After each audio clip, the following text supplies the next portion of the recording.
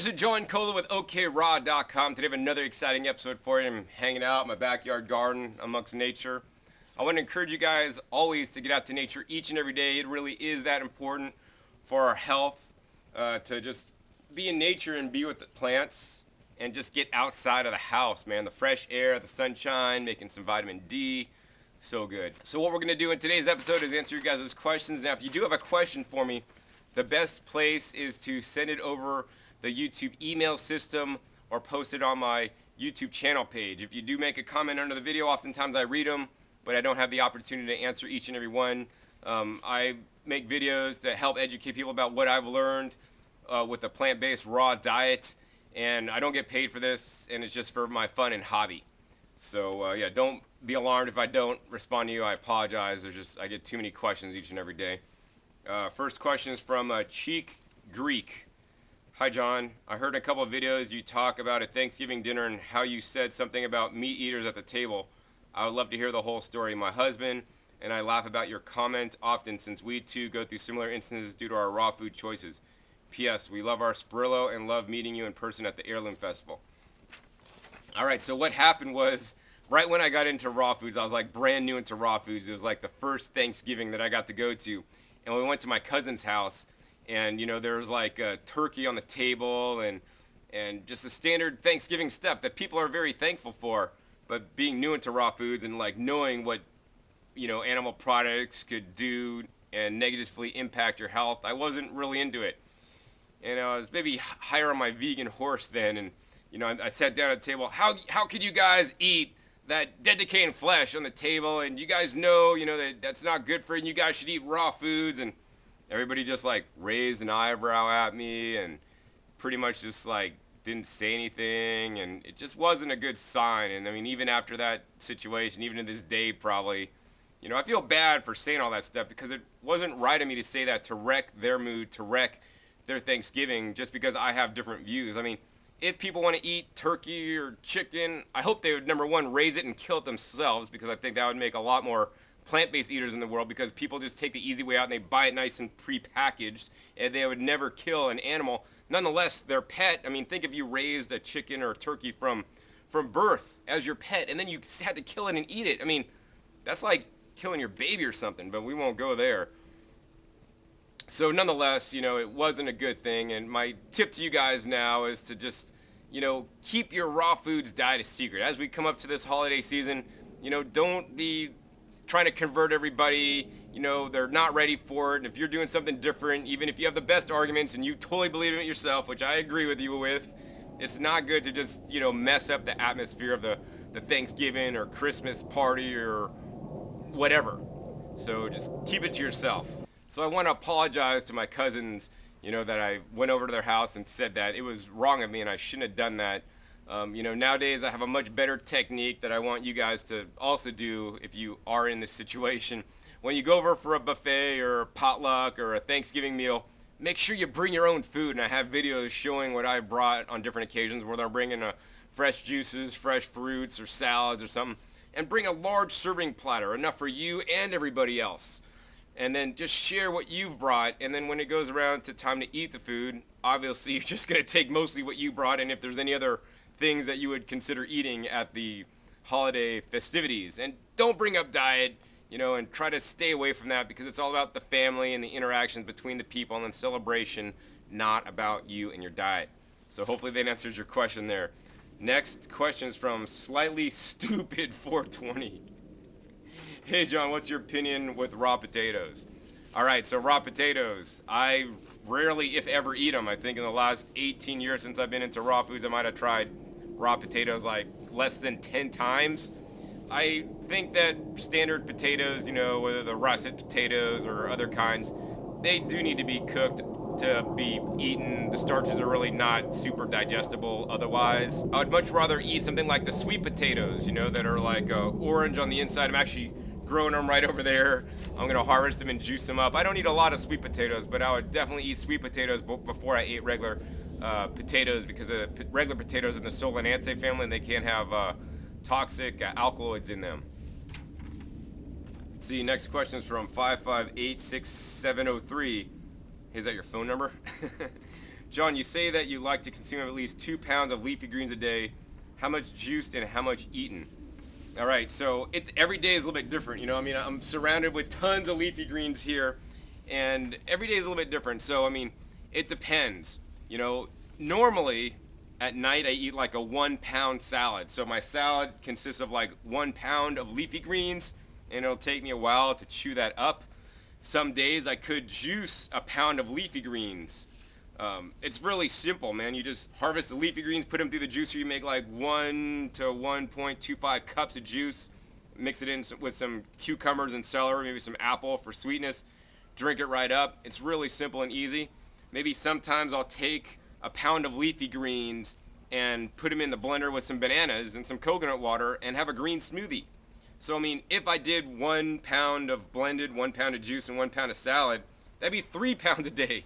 I try to do 2 pounds a day. So whether I'm juicing a pound and then eating a pound of salad, or whether I'm blending a pound and then eating a pound of salad, or whether I juice, blend, and eat, I could do like 2/3 of a pound on each meal and still get to my 2 pound goal each day. So, I want to encourage you guys to do what's easy for you, man. If you really don't like your greens, man, just get 2 pounds and just blast it through the juicer with some cucumbers and some celery and some apples or something. And just, man, you'll make like, I don't know, maybe 64 ounces of juice or 32 ounces of juice, and just drink it up. Then you're done with your leafy greens for the day, man. If you like your salads at night, man, have a big salad, man. Go to town, man. And I always want to encourage you guys to rotate your leafy greens. Super important, super critical. Don't just eat, spinach is always the one I blend and romaine lettuce is always the one I eat. You want to get different kinds of leafy greens each and every day. Every different leafy green has different spectrum of nutrition in it, and we want to eat a wide variety in our diets with not only our vegetables, but also our fruits. Hopefully that answers your question. Next question is from Emily Holgan. Thank you. I had no idea flowers were edible. My question is basically, how much is too much of each different fruit, vegetable, and natural edible flower are safe to eat? Let's see, that's a pretty broad-ranging, sweeping question, and I don't know what I would say. I would basically say,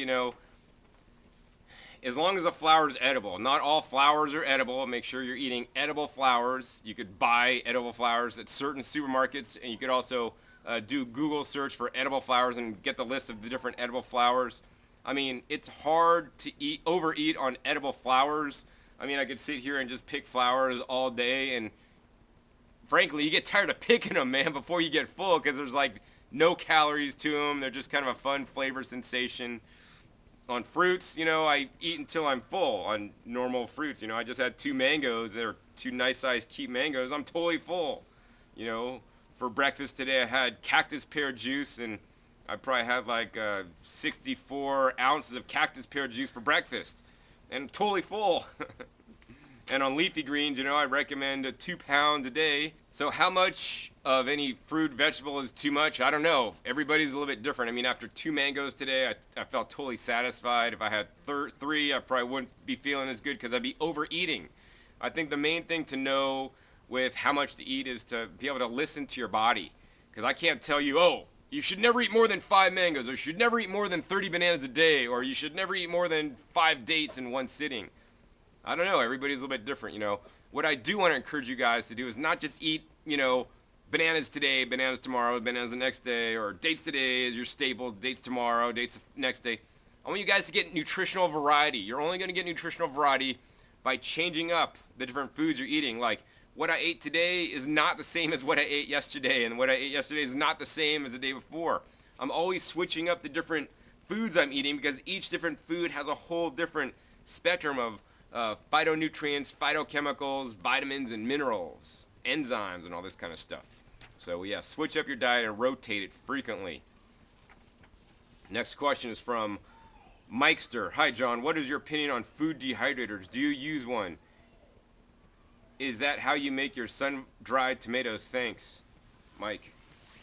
All right, Mike. So I have a specific video on food dehydration, on food dehydrators. It's titled actually, "Do I need a dehydrator to eat a raw foods diet?" or something like that. And I go into detail about that subject, but I'll just basically tell you guys right now that Food dehydration is an excellent way to preserve your harvest. I rarely dehydrate things unless I need to. If I have food going bad that would spoil that I cannot eat fresh, I will dehydrate it so that I could eat it at a later time.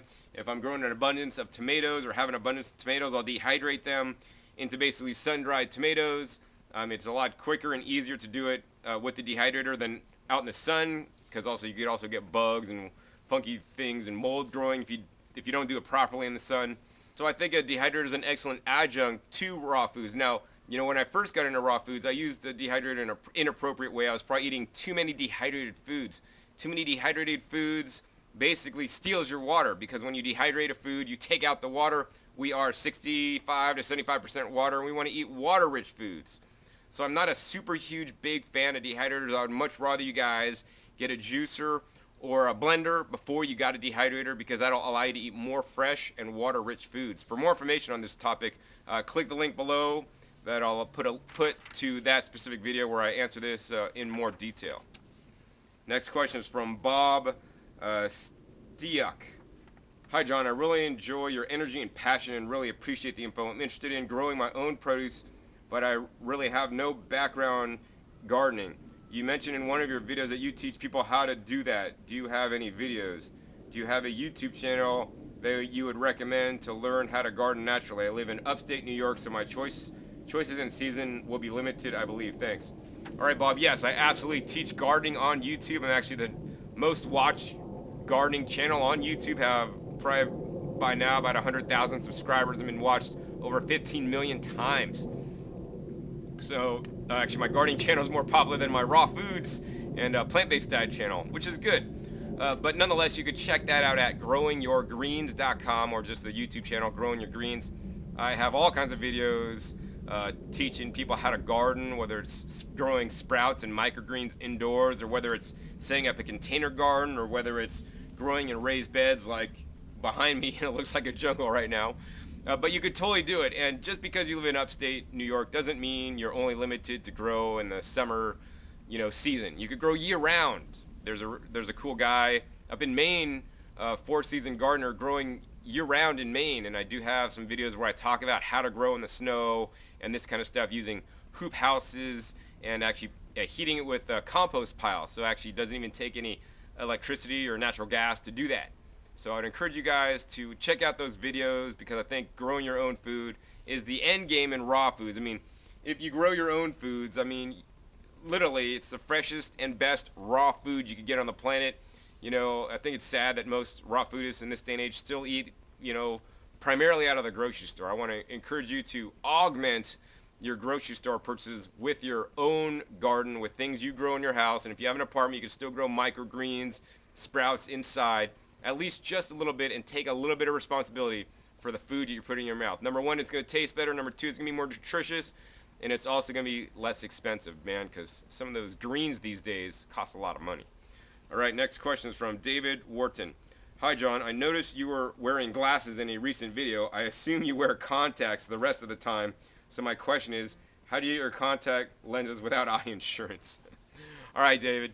So actually, I don't wear contacts. I don't wear prescription glasses ever. I rarely ever even wear sunglasses. I hate sunglasses, as a matter of fact. I think it's lame that people have to wear all these sunglasses, because if you start wearing sunglasses, your eyes get used to having less light on your eyes. So when you don't wear sunglasses, it's like, whoa, it's too bright. But if you never wear sunglasses like I do, then your eyes will naturally squint a little bit if it's too bright to, limit the light coming in. I don't have a prescription. I did wear some glasses which are more for decoration, or, like a woman would put braids in her hair to look cool. They're more for show, like dress up day, because it makes me look more intelligent, or I'm just being funny. It's just an accessory. So yeah, don't need contacts. And if you do need to wear contacts or glasses, I have friends that actually teach how to get rid, or at least minimize your prescription that you will need. The eyes are a muscle, much like any muscle. If you use your muscle and you lift heavy weights with it, you're going to build your muscle up. If you don't use your muscle, then you're going to lose it. So we need to use our eye muscles, and in this day and age, in my opinion, the glasses make your eyes, you don't have to use them as much because the glasses are doing the stuff for you. So you want to check out my friend Esther Vanderwerf, which I'll put a link down below to her website, and you can check out her teachings and what she does. She's actually into raw foods and teaches people to regain their vision and get rid of their glasses. So it's definitely some amazing work she's doing. So the next question is from Billy XS. John, I really dig your videos. When it comes to tap water, what are your thoughts? I know you love the coconut and consume a bit of coconut water. Do you drink any water as well? With the chlorine and fluoride that our water is treated, do you abstain from it? Do you take showers with a filter? If you have any info regarding your process with tap water, I'd love to know. Thanks. All right, Billy, so let's see. I love coconut water. That's my favorite water on earth. It's purified by the coconut palm. I also love drinking fresh juices. So juice I can make out of cucumbers or celery, nice watery drink, really neutral and mild. I'd rather drink that before I had any tap water or even any filtered or purified water. You know, after that, then I'd probably like something like a good spring water. I have a reserve of spring water that I actually got out of a spring out in the middle of nowhere. It's quite delicious. So those are the best waters in my opinion. You know, the ones that are filtered by the plants or just coming out of the ground naturally without any additives or any toxins in there. Let's see, next we're gonna go into, do I drink water as well? So yes, when I'm dehydrated and I don't have coconut water or fresh juices that I make, I will drink some water to remain hydrated. Staying hydrated is very important. That being said, I tend to need less water when I'm eating a plant-based, high water content diet. So I'm eating lots of fruits and vegetables. Fruits and vegetables, as long as they're not dehydrated, like I talked about, are full of water content. So your water needs will go down as long as you have enough water content in the foods you're eating. The problem is most Americans are eating foods that don't have that much water content in them. This is especially true if you're juicing things, because juice is pretty much all water with some nutrition in there. Smoothies have still a high water content, but with the fiber in there, so it kind of dilutes that. So generally when I'm traveling, I tend to drink more water, but if I'm around the house, I rarely, if ever, drink any water. It's always coconut water or fresh juices. Let's see, with the chlorine and fluoride that our water is treated, do you abstain from it? So yes, I would abstain from water with fluoride and chlorine unless absolutely necessary. So if I hadn't been drinking water for a long time and I was really thirsty, you know, I might do that. I would probably find another alternative. I mean, there's always some kind of bottled water, which I'm not a big fan of bottled waters, especially in plastic, because it's an incredible waste of resources.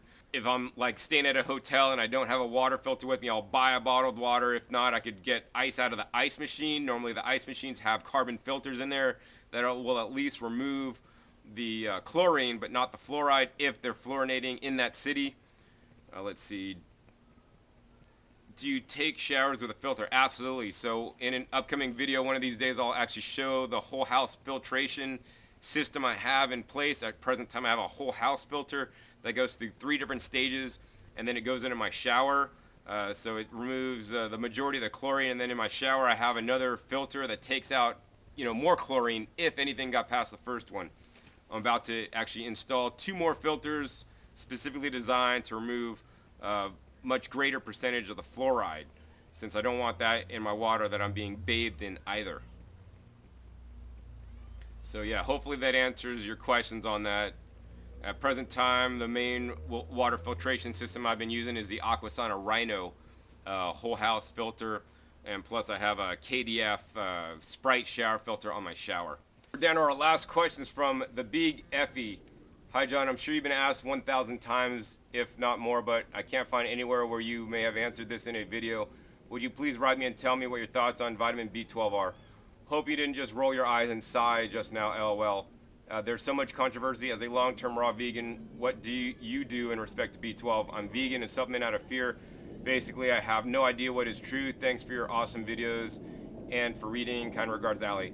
Alright, Allie, so I actually did answer this in a video before. I'll put a link to that video down below. It's actually a Pure Health, a health food store in Las Vegas, Nevada, where I go through their store and talk about the supplements that I don't believe are good and the supplements that may be helpful on a raw or even just a vegan diet.